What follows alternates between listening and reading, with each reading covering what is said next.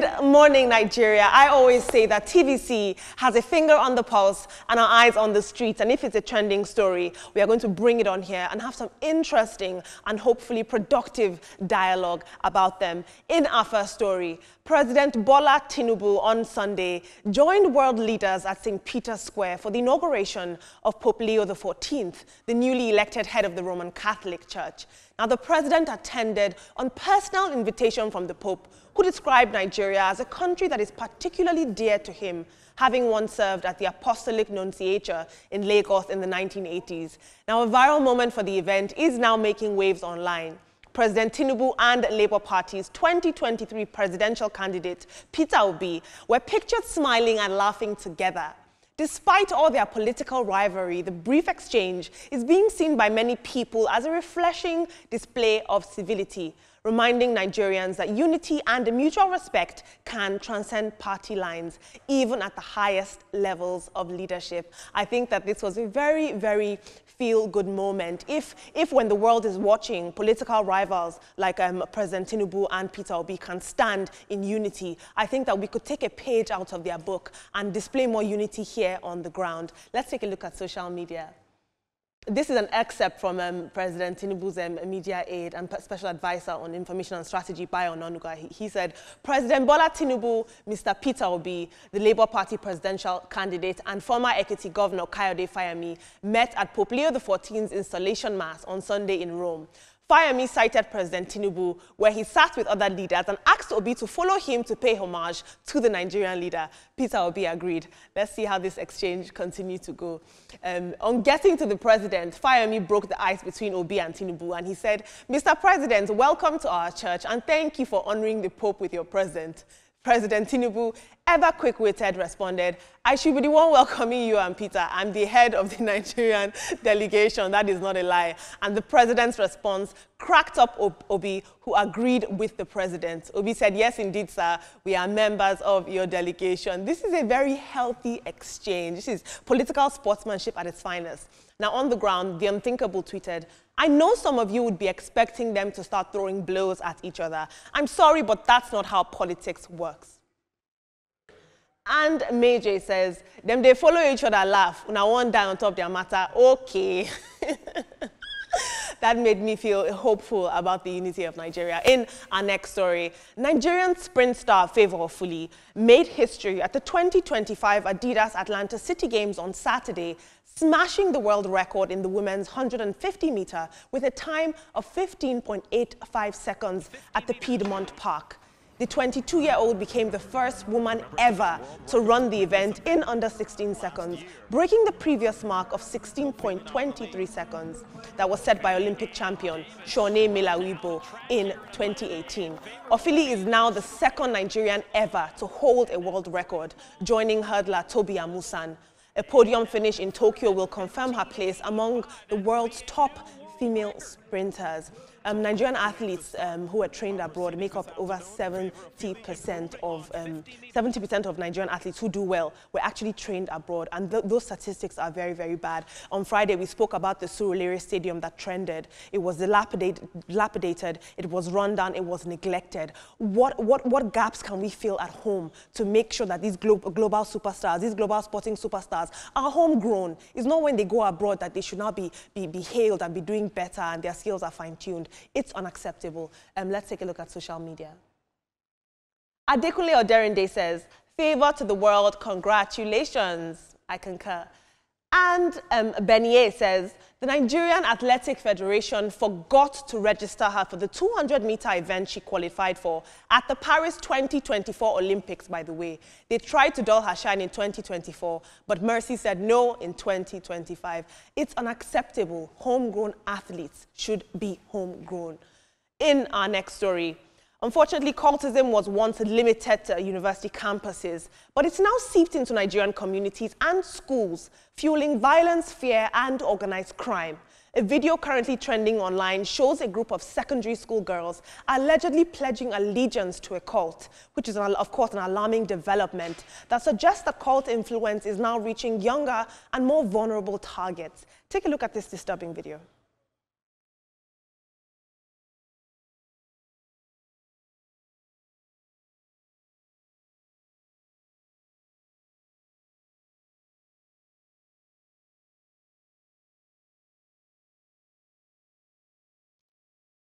Social media users who are familiar with cult practices are saying that the gestures and chants seen in the footage are consistent with known cult initiation practices. And it's raising urgent questions. How far has cultism penetrated our school system? And what is being done on ground to stop it? Now, I know Governor Okpebholo is taking, in Edo State, is taking serious, stringent measures against cultists. Just Thursday last week, there were protests, the citizens coming out to say we don't want cultism in our state. But I think as serious as we take sex education and formal education, we need to take cult awareness as serious as that, because this has led to many deaths and killings and a denigration of Nigerian youth. This is more dangerous than we could ever imagine. Let's take a look at social media. James Anderson says, "Good morning from Nigeria, happy Sunday." So it has gotten to this. Our young girls are now creating their own confraternities like play. It will turn into something else that we cannot hold back again. Parents, hold your children. What is all this? We'll take one more tweet. Another user had a different perspective. Jeannie says, "These are secondary school kids who are most likely just playing. Because of your phobia for cultism, you are projecting. Instead of sharing the video with your large audience, why not find the origin of the video and advise them? These are kids, for crying out loud." It's more than a joke, it's very serious. The statistics of people who are dying from cultism is very alarming. But team, I want to focus on Peter Obi and our President Bola Tinubu, meeting at the Vatican and having a somewhat pleasant exchange. What lessons can we take from this show of unity? When I think of stuff like that, I think of the individuals themselves, not the offices or the fact that both of them are politicians.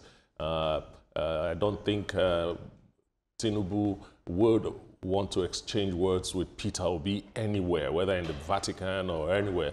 They wouldn't do that as individuals. Their difference is political, and that's where it ends. They are Nigerians at the end of the day, and they are supposed to be role models. So imagine a situation where they quarrel, and the news goes viral that these two people have quarreled. So what they did is what I expected, and it is actually quite encouraging and beautiful to see something like that happen. And for Ophili, nice young lady, just 22, and you've broken the world record. Congratulations to you. I just hope that the Nigerian Athletic Federation will have the kind of funding they need, because I don't want to put the blame on them. They need funding. They should have the kind of funding they need so that we can have homegrown Nigerian athletes that practiced in Nigeria and are doing fantastic things worldwide. And for the cultism thing is a failure of so many things: failure of parenting, failure of our school system, failure of the country providing role models for younger people to follow. And what they have now is, I'm a hard guy, I'm a hard girl. That's the role model they have.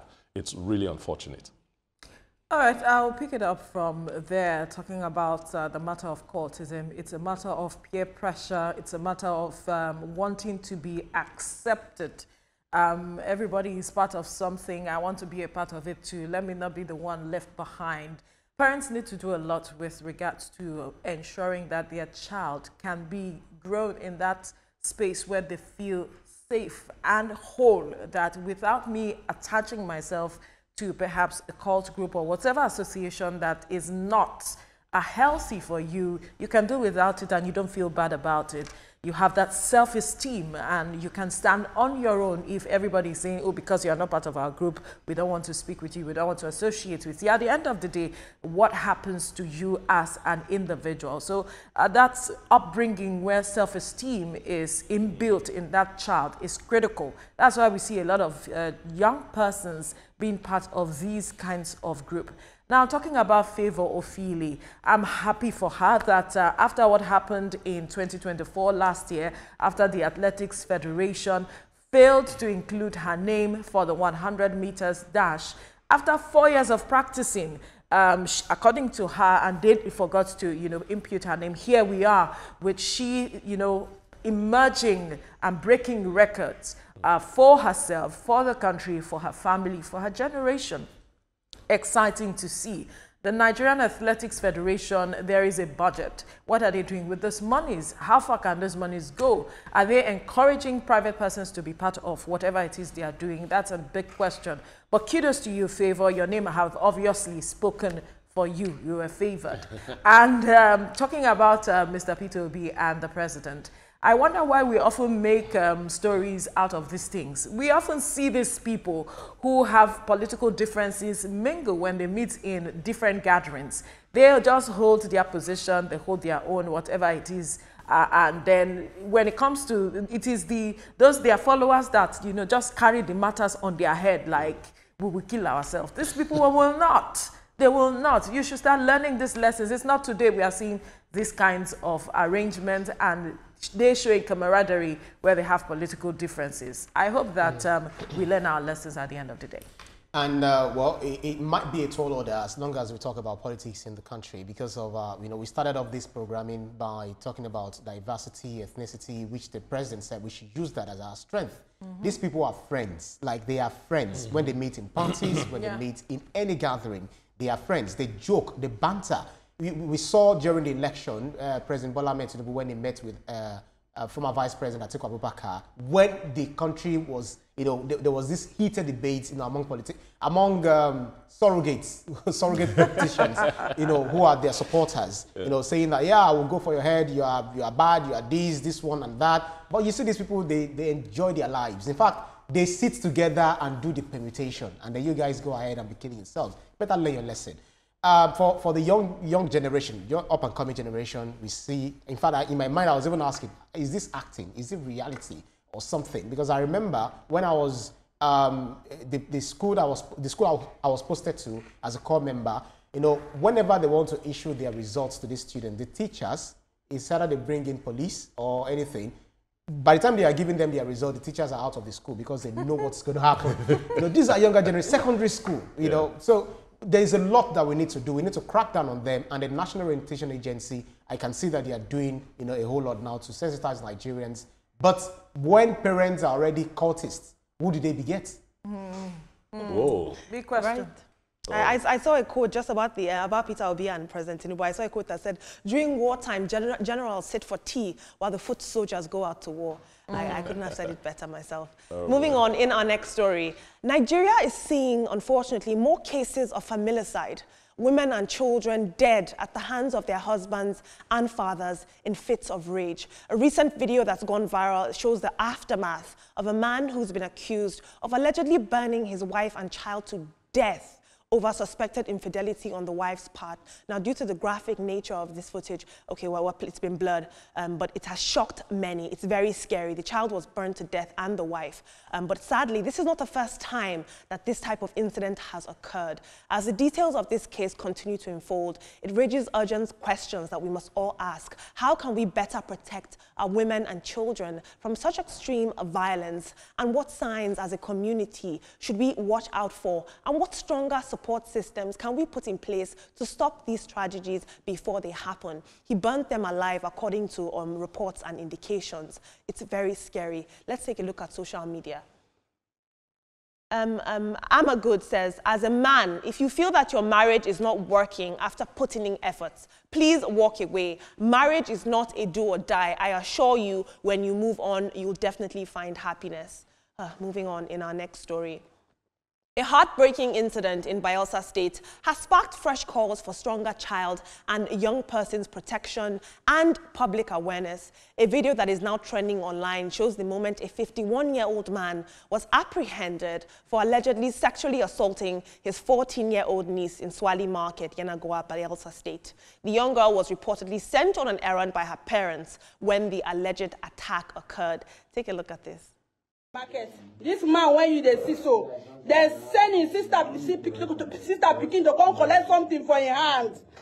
For both, he forced the girl, a virgin small girl of 14 years, forced the girl, raped the girl for Swale Market, for inside local port. It happen right now, beg. Man, I can't help. No, I don't see video the girl. Now him I go video. And I don't go spoil the girl reputation. Now him I go video. When police come, I go. The young woman was failed by this man. The hands that should have held her and protected her ended up being the very hands that broke her and harmed her. And this is a theme that we are seeing. What happens when your very community fails you, when the men that were supposed to protect you end up being the one that do this to you? Let's take a look at social media. It's good that his face is being plastered across social media. The Duchess of Lekki says, if people start speaking up about how their parents or siblings have sexually harassed and molested them, a lot of families will be destroyed. Imagine raping your younger sister's daughter. Since God created this gender, he hasn't rested for a minute. I think we start from here. We start having healthy dialogue about this to take away the stigma of shame. At Mweke Francis says, castration laws will be needed in Nigeria. Before I hand over to the team, I'd like you guys to please chime in with any interesting perspectives or even stories that you might like to share with me. Tag us with the hashtag TrendingNowTVC on any social media platform of your choice. I promise that I am listening. Team, we are seeing young girls and women being harmed in our community. What gaps need filling in? Where are we failing as a society? Is it the mental health support for men? Is it community policing? What can be done about this? Because every other week I come on here and I have to deliver this terrible sort of news. Yeah, and it's really sad. It's really very sad. The part that is heartbreaking for me is that she's your niece. She's your niece. She's 14. You are the kind of person that she should run to when she has problems, you know, and you are the one that raped her. How do you explain that? Obviously, there's a serious mental issue there. And somebody was telling me the other day that once the economy is better, stories like this will go down. Well, it's arguable. It's really arguable. I mean, your niece, 14 years, what is sexually attractive about a 14-year-old niece of yours? Because of that blood tie. I really can't say much about that. For the gentleman that committed familicide, good word I just learned today. You know, that guy is a demon. Simple. He's a demon. I mean, burn your wife and your child. Why didn't you burn yourself? If you were that angry, you would have burnt everybody, and you know, okay, we know there's no family there anymore. The full weight of the law will fall on him. I don't need to say more than that. It's sad. It's a sad narrative. Seeing that picture, and he still had the ashes, I guess, of the wife and child that he gave birth to. If you knew that she cheated on you, why don't you just move out of your house and perhaps give her space or allow her go back to her family? She's someone's daughter and someone's mother, and you killed her. You should face the full wrath of the law as we speak. It's sad. And talking about the man who raped his niece, it's sad. Just Friday, we were talking about International Day of the Boy Child. I think that that's where we failed. Not paying attention, needed attention on the boy child, their upbringing, their mental health, how it is that they should be holistic. There should be a holistic approach to their upbringing, knowing that they are men, and they will be fathers, they will be somebody's husbands. There's a lot that has to be done on the boy child. We cannot just, you know, take attention away from these people. Something has to be done, and done quickly. I saw a story of a man who gave birth to 4 children on TikTok, and then he said he went for the DNA for the first, second. Something actually happened for him to check the DNA. He realized that 3 of the children were not his. And the last born, he was scared to check the DNA. And one thing he said is that he was heartbroken by, you know, what the wife did or whatever. But what is even the assurance that the children were not swapped in the hospital? But he said he loved these children, and that is it. Who told you that your own biological children will take care of you in your old age? Who told you that they are even your children? As long as you take care of them, it may be that the children of another person that you thought is whatever will even be your own savior, your life savior, you know, will be your savior in the future. So we just have to be kind. We have to be humans. That's it. And Etoma, I think castration is just the way to go for rapists. And that's the fine place to leave it. Our time is up. Our time is up, team. We need to go now. Unfortunately, these are very sad stories. But thank you, Olamide, for those stories you brought to us.